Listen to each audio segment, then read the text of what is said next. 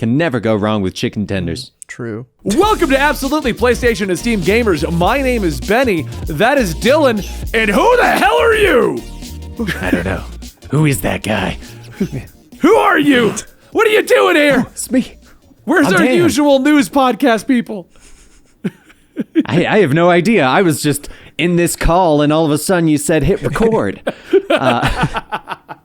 For those who have joining us for the first time, every week we sit down with whatever cast members are available and we discuss some of the more important news that we found interesting.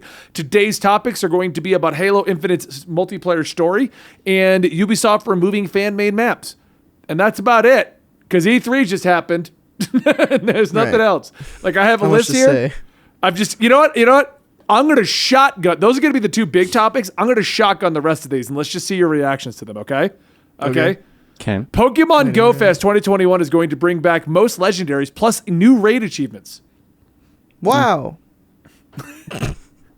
Fallout 76 preview season 5, and everything is happening in-game this summer. Cool. Magic ramps up enemy encounters, improves performance, and fix bugs. That's good. Wait, Magic as in The Gathering? Yeah, the game. Yeah. Okay. Is that the one that just came out? Or is that... No, that was a D&D game that I'm thinking of. That's the Dark Alliances. I love this article. Well, we have an aggregator that pulls all the articles from multiple websites. That's what we discussed, guys. I love this one. Hot Wheels Unleashed is definitely a racing game. Oh, what? That is the title to this article. That's how dry news That is. doesn't bode well. Hot Wheels is a racing game? The car toy company? That is bizarre. Wacky.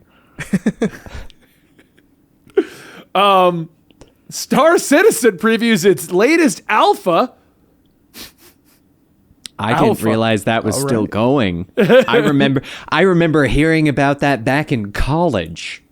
Is that the game where you can make real money by like selling spaceships? That's EVE Online. Yeah, you're thinking EVE. This is like similar-ish. I honestly don't know. I remember it being like this huge thing when it first got mentioned, and that people could like pre-order and buy like the expensive ships for like 20 grand or something like that. It was something completely absurd.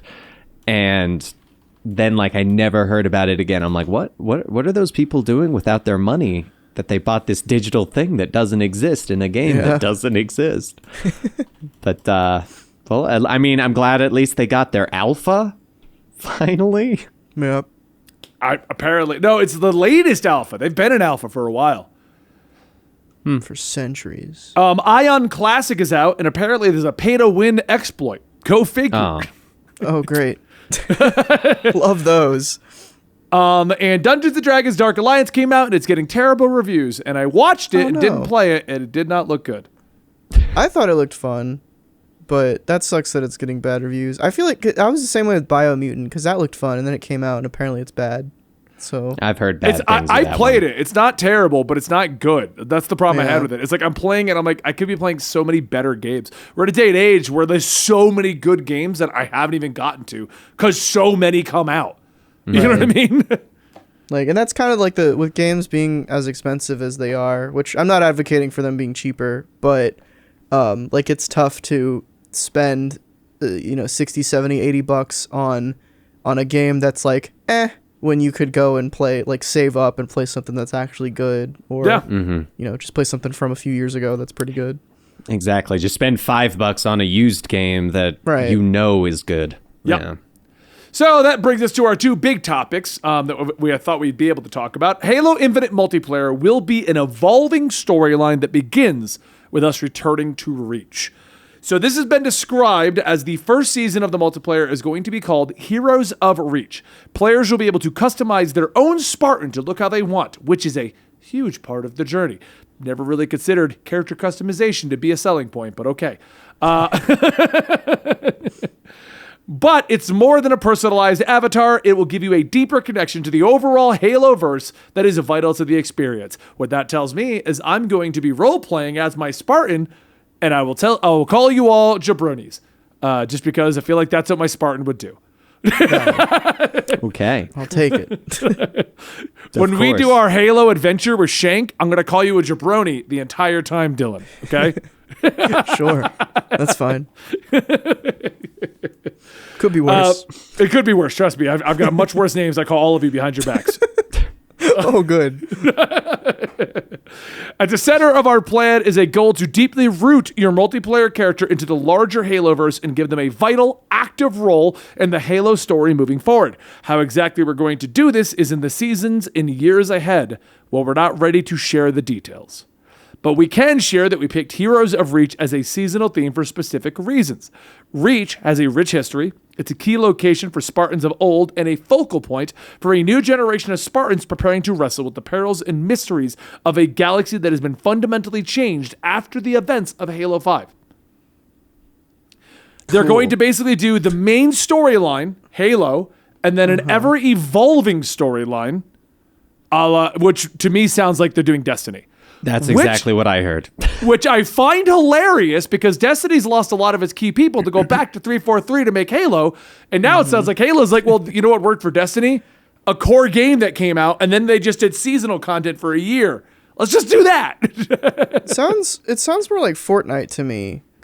That too. Because I think the Halo multiplayer is PvP, right? So like I would imagine all of their, like, Destiny is PvE, so all like the story, well, most of it, I know there's PvP, but like the story content is PvE focused, if I'm not mistaken. Yes. But like Fortnite is always like, in the beginning they like doled out story through like cutscenes and you know, environmental storytelling and stuff, but now they have like PvE missions and stuff. But Right.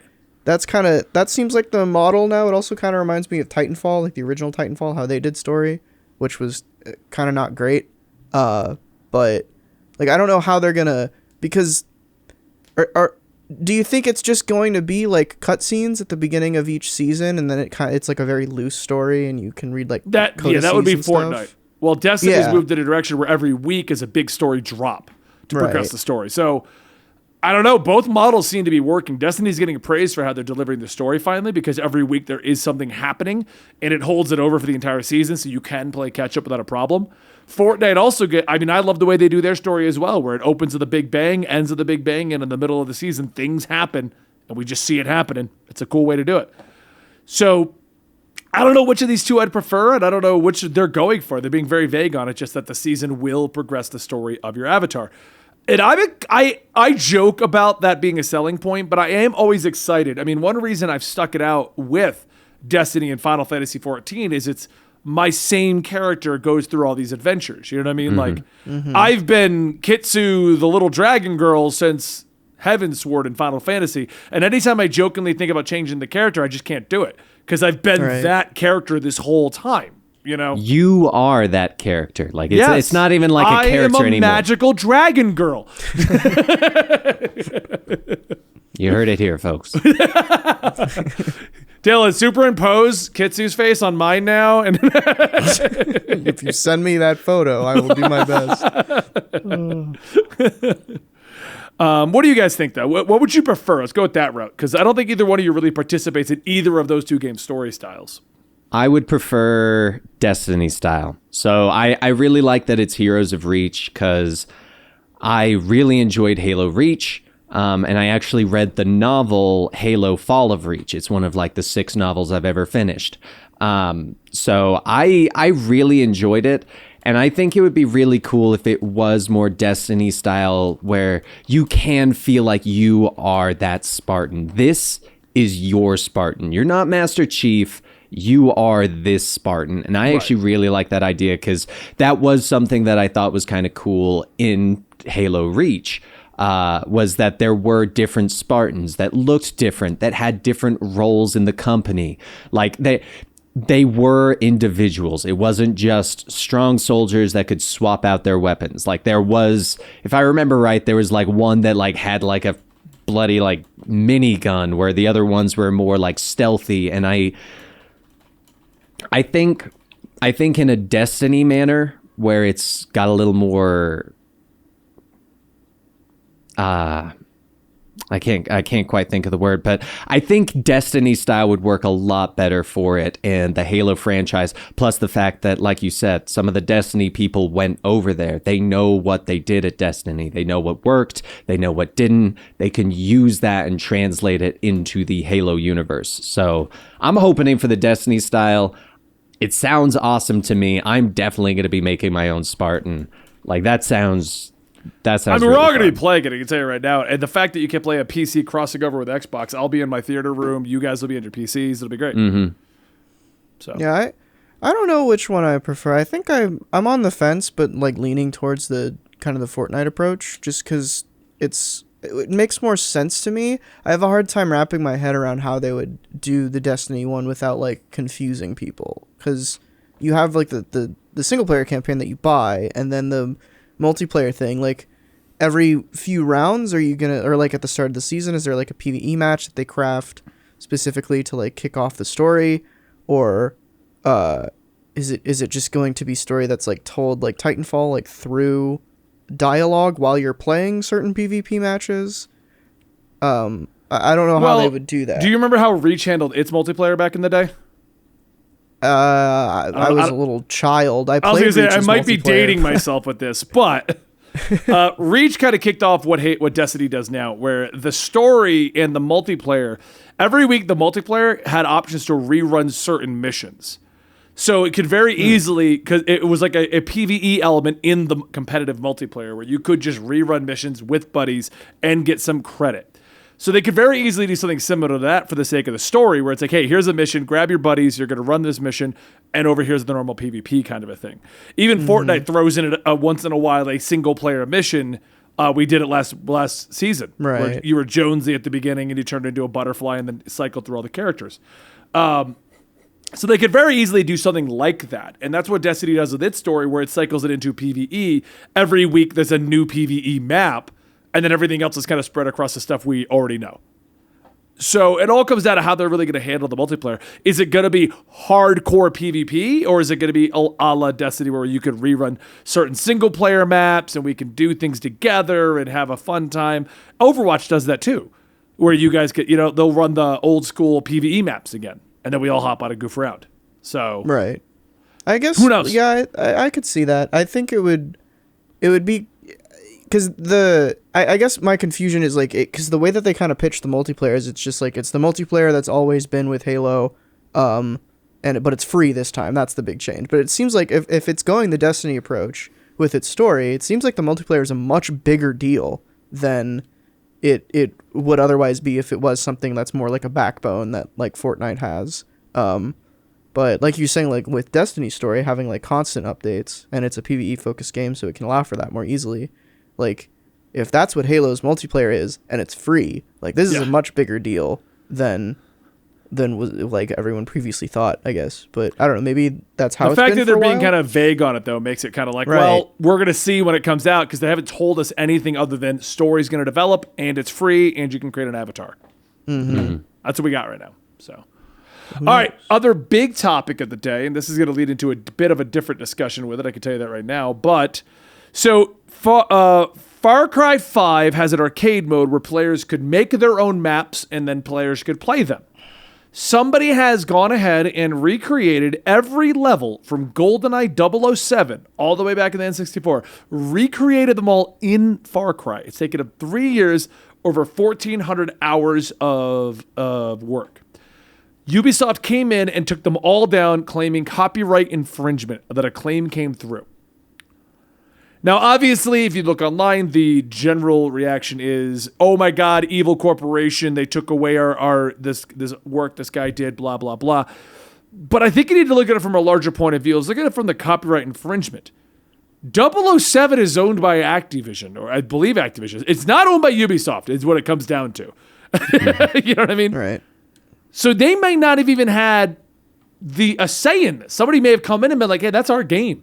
You let players remake our game in this. Or they removed it for fear of that happening eventually. My question is, when you do things like the Pokemon remakes, the Nintendo just comes in after it's been made and says, take it down. The Contra remakes and stuff like that, take it down. You can go ahead and argue who said you could do that. You know what I mean? That'd be like Dan comes to my house and adds an additional room to my house, and I'm like, no one said you could do that, Dan. You know what I mean? Hey, that is my right to make a room onto your house, okay? Dan's like, I don't ever want to go American, home again. that is my right. So I think when it comes to like the Pokemons, the Contras, the remakes of the classic games that are owned by people, you're on that weird edge of like, yeah, I get it's fan made, but no one said you were allowed to do that. I'm sorry. Like that's the end of that. Like I could drive 100 miles an hour down the road. Doesn't mean it's right. Sure. But this one's a little weird because they made it with the in-game engine inside of the game. So, like, was there modding here? Or does Far Cry have like a level, like a map? A level. It's creator? an in-game level editor. Oh, Okay. So they use the in-game level editor, which is what I think makes this even. this is stupid then. Oh no! Somebody used your thing for its intended purpose. No, I don't want that. That's like if somebody made pixel art in Minecraft and Mojang was like, take that away, delete that off of your computer. I don't get this one. I think what makes this worse now, because early when I first read this, I'm like, well, yeah, he shouldn't have done that. Why did Ubisoft wait for him to do all the levels? Here's a question as well. Why did he make one and they were like, hey, well, you should stop? Is there any word that Activision came through and did that? It's all legalities. We never know who actually came in and said, exactly, because like in a situation like this, you were mentioning like the fan remakes of the different Pokemon games, and I think there is a big difference, and that is a fan that has taken a game and is making their own version of it, whereas this one is more someone has a game, they took a different game and made it in someone else's game. Yeah. Regardless of what that fan did or didn't do, Ubisoft now has an Activision property in their game. It's not a legality towards the guy that made it. The guy that made it just wanted to remake one of his games, but Activision is now looking at, or could potentially look at this. Because it's an older game, you can't fully use this argument word for word, but it's essentially you're going, hey, you've made it so that people can play my game in your game. Yeah. So they're not paying for my game, they're paying for your game, but playing my game. And I think that's the problem here. And when it comes down to the whole number of levels and stuff, they did that. Maybe if it's like one level, okay, that's a level. You've replicated. It's kind of like going, okay, well, I made this level in the game look exactly like this place in real life. Like you just copied something, cool. But if it's all of the levels, you've now put the entire game in this new game. Right. Like that's the thing that I could see being the problem. If this was a different one where like they made it in Unreal Engine, and like it was just a straight up, it's not a game, it's literally a game maker, and they just remade the levels, I think that's a different story. But to make someone else's game in someone else's game, regardless of what the fan did and stuff. Gameception. Exactly. Gameception. There's legality there for Ubisoft. They have allowed someone to put an Activision property in their thing. Like that's when it comes down to it, that is what they have allowed to happen. So they are the ones responsible, and potentially this could have been an Activision coming in and going, no. Like we just found out about this. We didn't it didn't even cross our mind, but we saw an article that some kid had made our full game in your game. We're not cool with that, dude. You should have been monitoring this. You should not have let it get this far. Right. We should not have to monitor someone else's game to prevent them from allowing someone to steal their intellectual property. Like, I also want to comment on this. Your comment of they might not have known about it. It looks like Kotaku reported on this guy did this a month ago, and now it's been removed. So it's like Kotaku's causing issues. And Kotaku's like, hey, look what they did over here, guys. We need articles. Yeah, exactly. I was thinking that, like, when Benny, you mentioned that, like, why didn't they stop him after the first one? I'm sure, like, nobody knew about it. Like, he probably made a big deal of it once he finished the entire thing. It's like, look at this. And then, you know, Kotaku picks it up. Ubisoft catches wind. I imagine I feel like what's more likely is Ubisoft caught wind and they were like, we should probably do something about this before Activision comes after us. Yeah. And, like, I get it. I get, like, the covering your ass move on this, but also it's like a 25-year-old game. Like, nobody's even Far Cry making 5 is like money. 3 years old. Activision isn't making money on copies of GoldenEye that I bought off of eBay anymore. Like, I don't know. It seems a little petty, but if it's Activision going after it, that's like, okay, why? Ubisoft trying to, like, just be safe, I get that. But still, like, this guy, they should like remove them and then just hire him and have him be a level designer for them. Right. Is what I think. He's got these levels on YouTube. I got one pulled up here. They look like just like GoldenEye. I will say, though, because you did mention it's a 25-year-old game, one thing to definitely keep in mind is we are in the day and age of remakes and remasters. Yeah. Like, we are in that situation of, hey, for all we know, Activision's working on a 007 remake. I doubt it, but yeah, you're right. I mean, because I would play that for the record. I loved GoldenEye. Like, that we was all a would, which is fantastic why I don't think game. they're doing it, because it's Activision and they never want to do what you ask. Oh, no, So- of course not. But also, like, there is precedent for like, going back to the larger discussion of, like, modders and is that okay? You know, there are companies like Nintendo who are still stuck in, like, 2002 and hate people even, like, streaming their games. But then there's, like, Sega, who hired what's his name that made the, like, Sonic remake Mania? who basically made Sonic Mania, and they were like, instead of shutting it down and robbing fans of, like, a classic Sonic experience that Sega refused to make, they were just like, nah, we're gonna sell your game and hire you, which is awesome. Well, I think the problem with that is those situations arise, and then everybody who wants to make a fan remake or make their own version of the game is like, well, this is how I'll get into the industry. I'll make my own version of Pokemon, and then, you know, Nintendo's like, oh, no, you won't. But, I mean, it's not a bad way to, like, you know, it's not a bad way to build a resume. It's not. I mean, the Left 4 Dead guys, same inspiration. deal. Left 4 Dead, I believe, started as a mod for Half-Life, and they were like, no, come on in. Yeah, Dota, a lot of stuff did. use that. Like, Dota was... Portal was just, I think it was using the Source engine. It was just a like a college group who was using the Source engine. They made this as, like, a group project, and then they got hired on. They released that and then made Portal 2.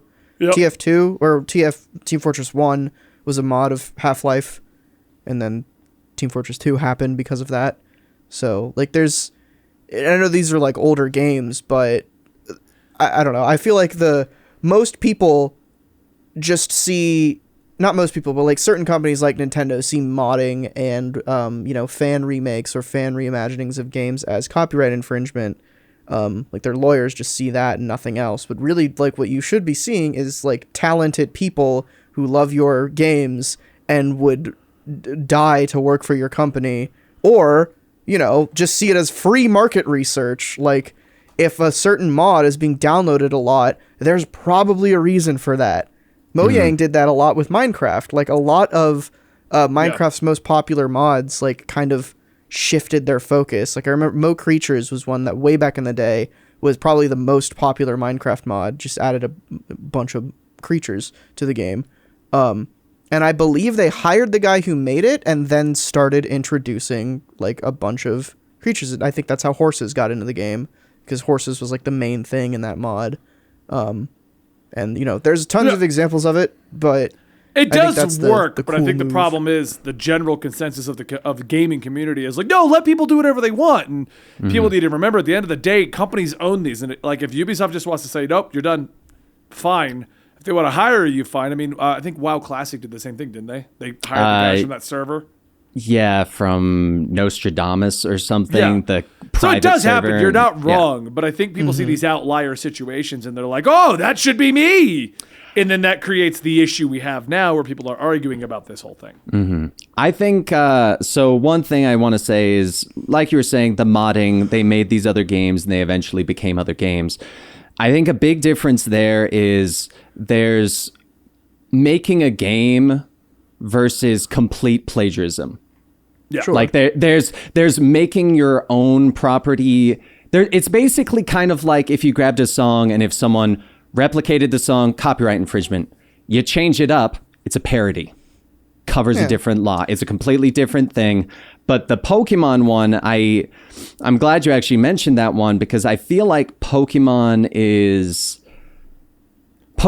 simple enough and popular enough that they are nipping these in the bud because if one gets through, anyone can get theirs through. And if a fan one then gets bigger than a mainstream one or potentially takes away from the mainstream ones, like you're still in a way making the same game. But that's why games like Digimon or go to the numerous different app games of like Nexomon and stuff like that, it's a parody. Parodies fall under that different category. Digimon's not a parody. Digimon. How dare you, sir. Digimon on the champions. But it's more of a I mean, we get what you're saying, Dan. Yeah. That's just like base copyright law, right? Like something being transformative is like a huge, especially in YouTube space, has been like a huge part of in the discussion of like our copyright system and how broken it is. But that's a very important thing. And I mean, like a lot of mods aren't being sold. It's interesting because in games community, like mods, depending on where you are, what company you're on, and like, you know, what game you're playing, mods are either very welcome or not at all. Like Minecraft modding, fine. Like modding of Bethesda games, they love that stuff. But then you get to like companies like Nintendo and it's like, or more traditional like console based developers, and they're not as about it. Which I get it. Like I understand. I think that's both part sides of the problem actually. Is that everyone assumes like, oh, Bethesda's cool with it, so everyone's cool with it. And then you got like Nintendo that's like, don't you dare touch our property. Like, you know what I mean? Like, if Nintendo catches you data mining one of their games, you will be sent to a federal prison. That's what I mean. Like, everyone assumes that every company should be cool with it, but not every company is. And I think that's what people need to remember. Like, Ubisoft, I think, have never heard of them going in and attacking anyone, but we don't know why. Maybe there's a reason behind all this, but yeah. But anyway, I mean, I think we covered a lot of the story on this one. I wonder, and I'm just going to throw this in there for just a little thing at the end. Okay. Spice. I'm wondering if a lot of these and like I'm wondering if they moved towards essentially buy a license to play their game was the legality behind so that they could remove anything that you create in their game because you don't own the game, you own a license to play it, and it's at their discretion. And I'm wondering if these kinds of things is what sparked that big change. But just a food for thought. It's possible. It could be. Who knows? But all right, guys, thank you for watching today's news roundup right here at PSG. My name is Benny, that is Dylan, and this guy over here is Dan. Where can they find you, Mr. Daniel T. Rubobbles?